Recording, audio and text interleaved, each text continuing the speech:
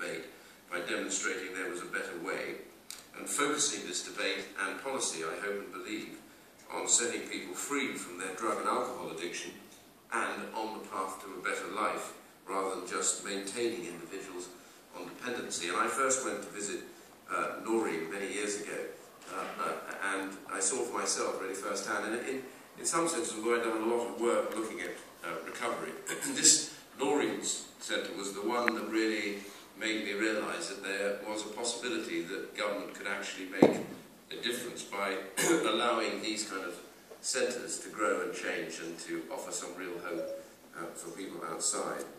So really what she's managed to do is unite politicians, I think of all hues, those who really care, alongside charity workers, top employers, and even celebrities in support for giving recovery addicts a second chance.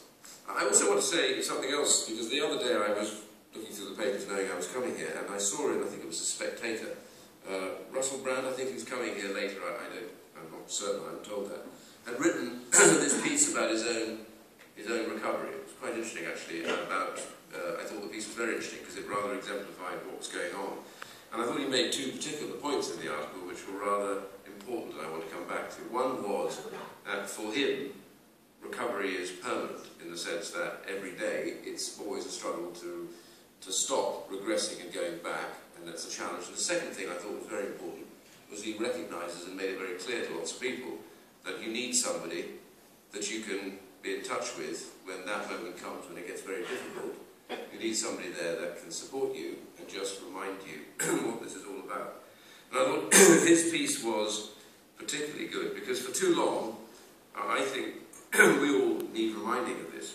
When people are suffering from addiction, we as a society have focused in the past on just containing the problem, managing the symptoms rather than treating it at source, worrying more, shall we say, about the issues around crime than we do about what happens to that life that is caught up. And in my area of interest, the welfare system, there is clear evidence of what happens when you do that. There are around 100,000 people claiming sickness benefits whose illness is primarily down to drug or alcohol addiction. We know that primarily because quite often if you have deep alcohol and drug problems, then you also then eventually start to develop all sorts of other problems as well. And of these, a staggering 23,000 have been claiming incapacity benefits for a decade or more. Many unseen for that entire duration by anybody who might be able to help them. No one checking whether their health has changed or might improve, and if they were to engage with treatment, how much better they might be. It cannot surely be right that people suffering from addiction simply get written off, parked on benefits, all too often, without any belief that their life could possibly change or change for the better. So the work of Back O'Connor, as I was saying earlier on, and other organisations like it, shows that nothing could be further from reality.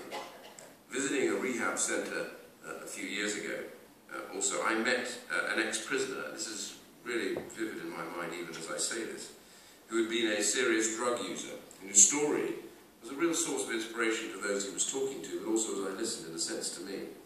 And I remember he told me, and others, and I want to quote this a bit as far as I can, because I think this is about what he said. I was, until I recovered, a one-man crime wave in my area. Every day was spent figuring out what house to burgle, how I could get money to feed my drug habit, essentially how I could survive just kicking along. I did it, he said, for 20 years. God knows, he said, how many places I robbed, how many people I troubled or hurt, trying to steal their property, all their money, how degraded I became. I was arrested endlessly, I was charged, I was let loose again, I was in prisons, I was out of prisons. Until finally, I was able to, and went through, a program to get off my drug addiction altogether. And that was what turned things around for me. And in a sense, by addressing the root cause of the problem, tackling the addiction itself, he had finally broken free from a life that he might not have chosen to live were he free of drugs already. And when I met him, he was now seeing the children that he had not seen for the first time in years, putting what matter back in perspective in his life and recognising his responsibilities. So the help and support offered whilst in rehab was playing a vital part. But I was also particularly struck by the man's strength of character and conviction. His determination to take control of his own life and do something positive with that decision, but also the fact that he needed just people to help him, and he would then do the rest. So strength, conviction, determination. Not necessarily three words, I guess, you would use to describe someone with a history of substance abuse and crime. Yet for an individual in recovery, these characteristics are precisely what is required, I think, required of them if they are to maintain their motivation, make positive choices, and overcome adversity. In taking steps to address their addiction, individuals gain valuable knowledge, both about themselves and about how to deal with and understand their impact on others, which can readily be applied to other aspects of their life. In fact, there is a much bigger point, really, I suppose. It really means to suggest that recovered addicts can make for extremely motivated, loyal and committed employees, for the very same reasons that I've raised, all the more grateful for the opportunity to work because it offers a highly valuable opportunity to stay on track, whilst bringing tenacity, drive and dedication to a job that they are in, a set of skills that employers might otherwise struggle to find or value, which, if they knew a little bit more about that recovering addict, would actually perhaps allow them to value that even more. And sadly, too often, I think, therefore, this talent is left untapped. Potential employers have been put off by the real strong misconceptions that employing people who have been through rehab is overly risky. Ironically, research suggests that this stigma itself can negatively affect people's chances of recovery. The reality is that, yes, there is a risk involved for employers, but that is true of taking on any new employee. You balance risks with potential outcomes. What's more, with the help of the treatment sector, the government is taking important measures to minimise any uncertainty around employing a recovering addict. So just a word about how. We've already started changing the state support to people with an addiction, with promising signs that the right interventions can have a positive effect. Since 2005, the proportion of drug and alcohol users successfully going through treatment and not returning has increased by around about a quarter to start. This is progress, but there's a lot more to improve. These outcomes must get better. The government's drug and alcohol strategy now sets out our commitment to prioritise full recovery, meaning freedom from dependence on drugs and alcohol. I want to just restate that again. The definition is freedom from dependence on drugs and alcohol. That is absolutely crucial. For if the outcomes are to be sustainable, recovery must be about getting clean, rather than just bringing someone's addiction under control. Abstinence instead of maintenance. No one knows this better than Noreen and others here today. Back O'Connor have advocated this approach for years, as many in this room have. But we are now starting to see it put into practice across the treatment sector. We are also promoting a broader, more holistic approach to recovery at the same time, recognising that the problems faced by drug and alcohol users are often interlinked and also overlapping. Alongside someone's addiction, we must address the other issues that hold individuals back, limiting their capacity to improve their own life. That is why we are taking steps to join up different support services and treat problems at the same time together. Take the 8 pilot programs launched last year, where we are incentivising treatment at the same time as incentivising treatment providers to identify and address a whole range of social problems that exist around that treatment. Paying them not just for helping someone to break free from drugs and alcohol, but also for the outcomes they achieve in terms of preventing reoffending, getting people off the street and improving their overall quality of life. For anyone going through rehab, the value of whether these positive changes cannot be underestimated. Having a stable family life, a safe place to live, good overall health, and of course feelings of self-worth, all these are vital in supporting a full and lasting recovery. Yet there is one final step in the recovery journey, perhaps the most important of all. If we are serious about making a sustainable difference to people's lives, moving from dependence to independence, then work ultimately is the best stepping stone to doing so. Earning a wage can help in itself, helping get on top of problem debt, for example, or in terms of the opportunity that that work then brings. Even something as simple as earning a holiday can make a big difference to a normal family life, where insecurity had previously prevailed. The money seemed always a problem, but if the money is earned through work, then it becomes a big step towards individuals regaining control over their own lives and making a contribution and having a sense of real achievement where there was none before. But perhaps more than that, work itself is a vital component in all our daily lives, for it shapes us, develops us, and helps us all to create friends and a sense of belonging, a sense of well-being. The money we earn normally through work gives us the choices that we then make in life, and the work we do helps us to develop as human beings, so we can then make those choices by being informed properly. Put simply, having a job is one of the best ways for individuals to find a foothold in society again, and then, having earned that right, stay there. Given the transformative effect it can have, we must do all we can to help those who are able to move into work. For people who are a long way from the workplace, who lack skills for the work habit, who have been through rehab or recently released from prison, that means addressing the barriers that hold them back and giving them the best prospect of securing and then holding that job. And that is what the work programme that we've set up is ultimately all about. I know and understand that you've already heard today from Stuart Veer, Chairman of Avanta, one of our work programme providers, but I just want to reiterate why I think this is important.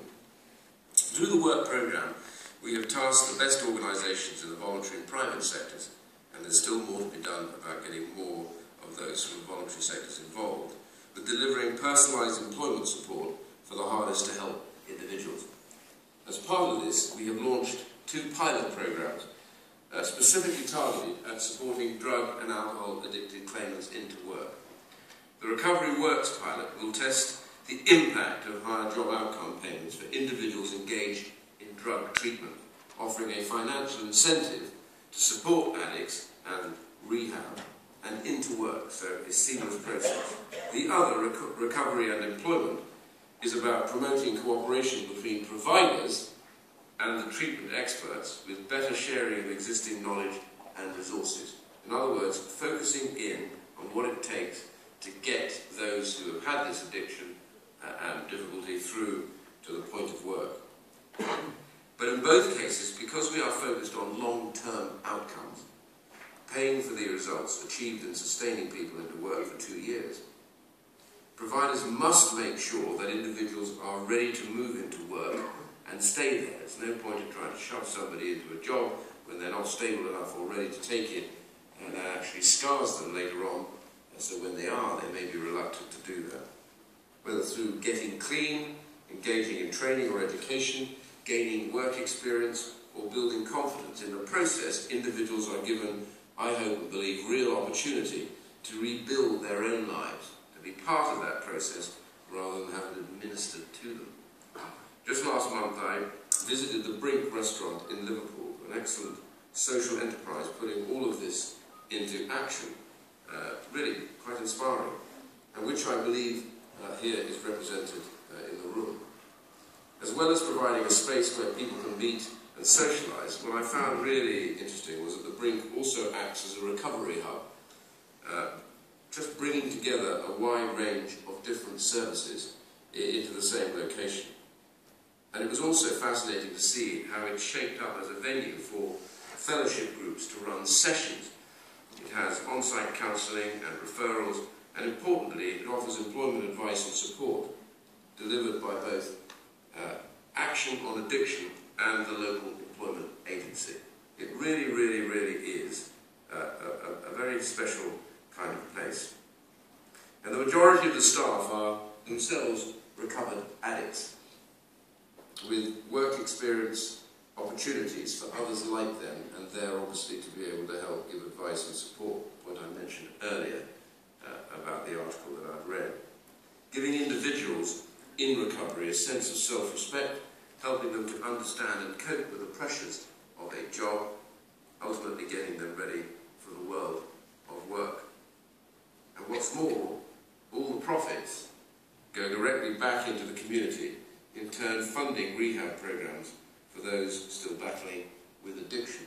But what's really also interesting about this is, same with Duncan and others that I visited, but particularly recently with this, is that almost anybody in the community can drop by.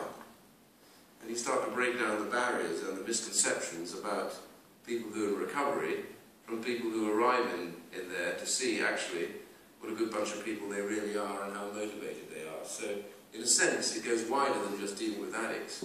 This whole concept, like the tea room, etc., is about bringing people in to say, just look what we can achieve if we're given a chance. That's almost the most important thing about binding a community together. So to get them to understand that we're kind of all in this together, and that we're the less if somebody out there fails, and we gain if somebody out there succeeds. So nothing illustrates better, in a sense, that vision for change, restoring hope and stability to those previously left on the margins, giving them a chance to turn their lives around. You know, in a sense, as I said, with the government and with the treatment sector, we're already beginning to make progress. Yet I believe there are two sides to the process. In a scenario very familiar to the businessmen and women obviously here today, and in a wider sense, I think it comes down to the fact that it's a question of supply and demand. Basic economics, really. By getting and keeping addicts clean, equipping those same ex-addicts with the skills and experience they need, and then helping them to establish themselves a stable life, we are ensuring that individuals are prepared, willing and able then to move into work. So there is a highly motivated, highly determined supply of labour, in very basic economic terms. What now remains is the demand side of the economics. We need employers of all sizes and from across all different industries who are willing to take part in this, to take on recovered addicts, able to look beyond someone's past and see their skills and aptitude and their loyalty and potential. In other words, to look at them and not just see what happened, but to see what might happen. That is just one word that changes their prospects. And that is what today's Recovery Festival, I hope and believe, is all about. Challenging the preconceptions around employing people who have been through rehabilitation. Opening employers' eyes to the possibilities that are there. Encouraging that demand for those very same people to be involved. And through offering work placements and opening up job vacancies to recovered addicts, you stand to gain from the knowledge and talent that they can bring to the workplace. Comforting widespread problems, people with problems, and also confronting those same prejudices. And giving individuals, I think, a real chance to get on in life. So really, in conclusion, at a time when consumers have never been more demanding about what they get, looking at the quality and value, not just the goods and services they're buying, but also the quality and value of the companies themselves, which is now more and more under scrutiny. I believe this offers a real opportunity to set businesses apart, to prove that they are different, that they are about the community just as they care about their business, and building a workforce and rebuilding lives from that community at the same time. That is really the challenge for all of us, from government through to industry, through to small businesses. The idea that, yes, we're about maximising the return on the money that we invest. Yes, we are about profits. Yes, we are about building a stable economy, but at the same time, remembering that it is the people in the economy that do all this for us, and we cannot afford to leave anybody behind.